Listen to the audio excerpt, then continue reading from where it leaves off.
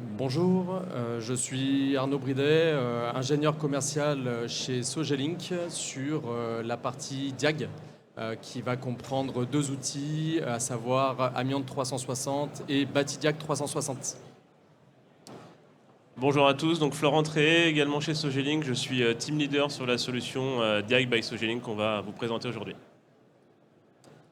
Alors groupe Sogelink, en quelques mots, on est éditeur de logiciels depuis maintenant plus de 25 ans dans le domaine de la construction.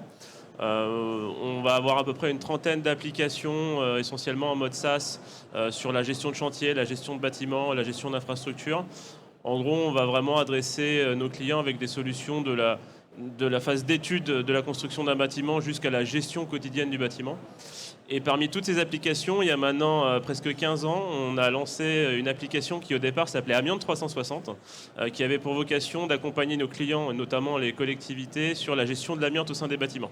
On avait un retour très récurrent en nous disant que voilà, la réglementation amiante est quand même très chronophage, assez fastidieuse, ils avaient du mal à suivre les repérages. Donc on a fait un gros travail avec eux pendant plusieurs années sur cette gestion amiante. Et puis on a commencé à travailler avec les bailleurs, et les bailleurs sont revenus vers nous en disant bon ok, maintenant que l'amiante est bien gérée, finalement on aimerait avoir une vision plus globale de notre patrimoine et de l'ensemble des diagnostics qui sont suivis, et qu'on puisse identifier sur tous nos bâtiments, sur toutes nos parties privatives, les diagnostics réalisés et surtout d'être alertés quand on devrait intervenir.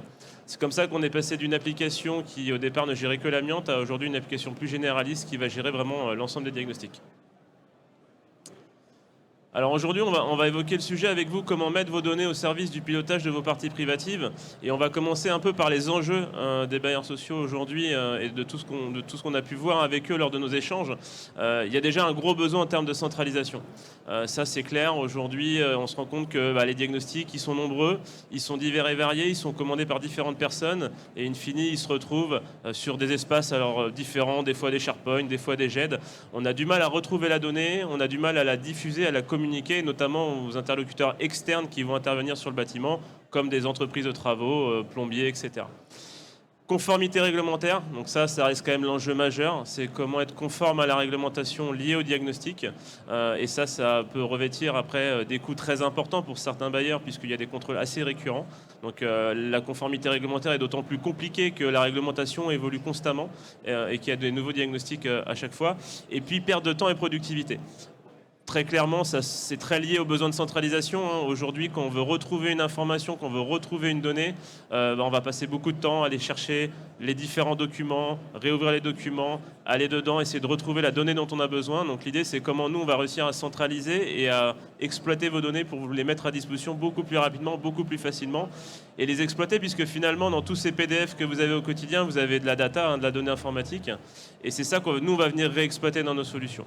Et donc l'idée, c'est vraiment de faciliter l'accès aux informations pour les utilisateurs au quotidien. Donc Diag, l'intérêt c'est d'avoir une conformité simplifiée, des décisions optimisées et des risques maîtrisés. Donc à travers cette solution, on va vous accompagner à 360 degrés. L'important c'est de savoir que deux outils sont à disposition dans Diag, comme je l'évoquais précédemment et comme Florent l'évoquait. Donc on a effectivement une application qui s'appelle Batidiag 360 qui va gérer tous les diagnostics. Donc ça va aller du plomb aux performances énergétiques, au bruit, aux mérules, aux radons, aux incendies, etc., etc. Et on va avoir un outil qui va être focus amiante, puisque le gros de la réglementation, et comme l'évoquait également Florent précédemment, le gros de la réglementation se porte sur l'amiante. Et on a débuté via cet outil avec Diag en 2015. Donc voilà, on va faire un petit focus également sur la partie amiante. Donc deux portes d'entrée dans Diag. Donc c'est une plateforme de gestion à 360 degrés comme évoqué. Donc on va effectivement centraliser la donnée. Donc l'intérêt de récolter un maximum d'informations, c'est de pouvoir concaténer ces données, de pouvoir les mettre au sein d'une même plateforme pour qu'on n'ait plus qu'une seule porte d'entrée, que ce soit Amiante 360 ou plus exactement Diag. On va avoir une vision globale du patrimoine, donc ça c'est vraiment très intéressant, puisque en un clic et en étant sur un tableau de bord généraliste, on va avoir vraiment tous les indicateurs qui sont importants dans le patrimoine. On va piloter les différentes actions réglementaires. Donc ça, c'est aussi un point très important, puisque la plupart du temps, on se rend compte que même si on a une récolte d'informations et une centralisation de ces données-là, on n'en fait pas grand-chose. Et donc l'intérêt d'avoir une plateforme comme la nôtre, ça va être de pouvoir mettre en avant ces actions et de transformer la donnée brute en données exploitables. Et derrière, on va pouvoir générer l'ensemble des documents réglementaires. Donc sur la partie amiante, on va générer les DTA, les fiches récapitulatives qui en découlent. Et bien entendu, en ce qui nous concerne là aujourd'hui, ça va être surtout les DAPP, donc les dossiers amiante des parties privatives pour les logements.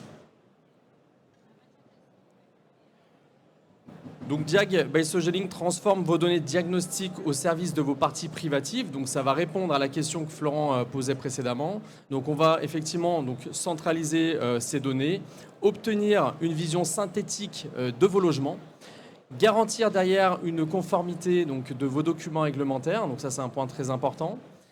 Et derrière, on va vous permettre d'être proactif via l'application sur des situations critiques et qui vous permettrait derrière d'anticiper, on va dire, un certain nombre de travaux à venir dans votre patrimoine.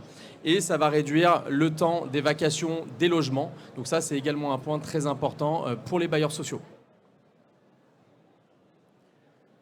Pour citer quelques bailleurs sociaux avec lesquels on travaille, donc tout à l'heure on a eu Monsieur Cazé qui a fait une intervention du foyer Rémois, donc on travaille avec le foyer Rémois, mais en parallèle on va travailler avec d'autres bailleurs comme 1001 Vie Habitat, la Nantaise Habitation, le Morbihan Habitat, Axantia ou ICF Habitat.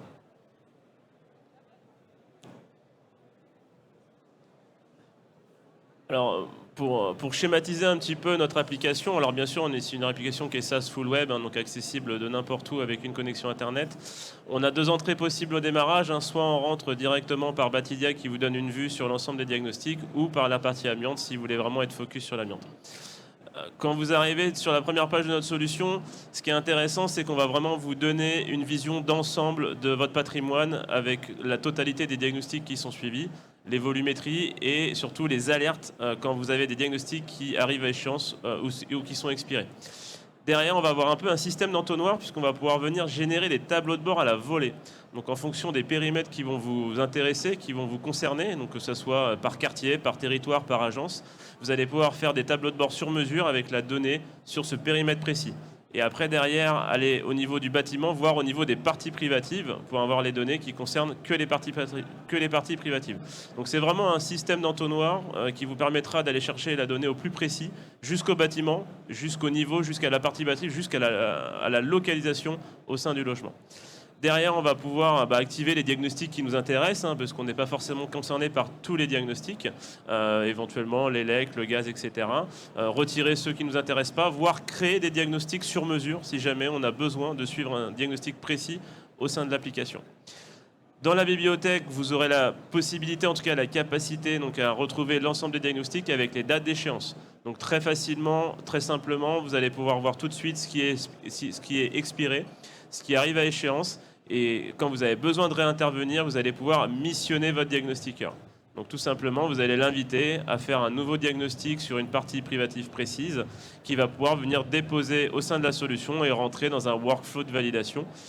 Et comme le disait Arnaud tout à l'heure, ce qui est important, voire même ce qui est la base de notre application, c'est qu'on va venir générer les documents réglementaires. Donc ça, évidemment, c'est très important. Vous avez besoin de ces documents réglementaires. Vous avez aussi besoin de les diffuser. Donc à chaque fois que vous allez valider un nouveau diagnostic au sein de l'application, vous allez générer le DDT, donc le dossier des diagnostics techniques, par partie privative, un document que derrière vous pourrez diffuser. Et bien sûr, nous, on va tracer et archiver tout ce qui est fait en termes de diffusion. À partir du moment où on a fait tout ce process sur les diagnostics, on va pouvoir venir générer des exports format Excel de l'ensemble des informations qui sont présentes et notamment faire des synthèses de logement pour avoir une vue globale de son patrimoine avec toutes les parties privatives, les plans, les portes, etc.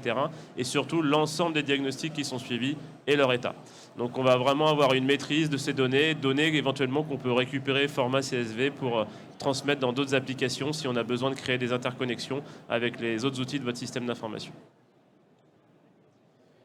À l'instar de Batidiag 360 et de la gestion des différents diagnostics, on va avoir également un tableau de bord généraliste sur Amiante 360, donc sur la gestion, sur le focus amiante. L'intérêt, c'est de pouvoir visualiser l'ensemble des bâtiments, de voir toutes les alertes et les actions réglementaires à mener. Donc on a des mesures conservatoires à effectuer, des mesures d'empoussièrement, etc., au sein du patrimoine. Donc ce sont vraiment les actions qu'on va devoir mener dans le temps. On va vous montrer les matériaux amiantés au sein de ce même tableau de bord, les rapports qui ont été effectués, les travaux effectués ou à venir. Donc on a un système très simple, c'est-à-dire que dès que vous avez une information en rouge, vous êtes en retard. Dès que vous avez une information en vert, c'est que vous êtes à la page, vous êtes dans les clous. L'intérêt, encore une fois, c'est de pouvoir pousser les actions à prévoir et de réaliser des documents réglementaires, à savoir le DTA, la fiche récapitulative et les DAPP. Donc cette gestion d'actions à mener nous permettra à terme donc, de valider tous ces documents réglementaires.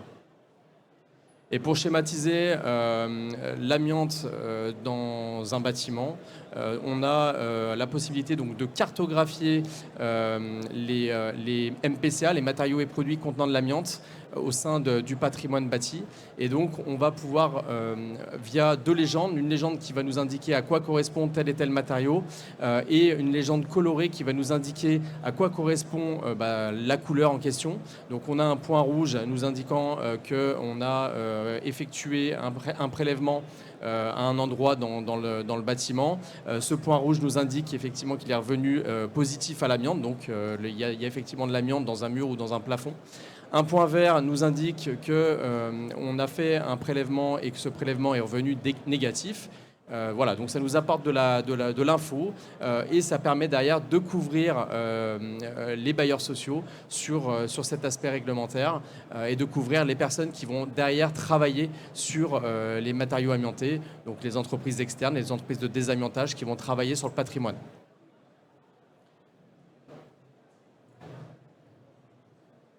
Donc voilà, on a validé, on a fini cette présentation. J'espère qu'on a été clair en tout cas sur la partie diagnostic et sur la partie amiante. On vous remercie et on est situé juste à côté pour plus d'amples questions.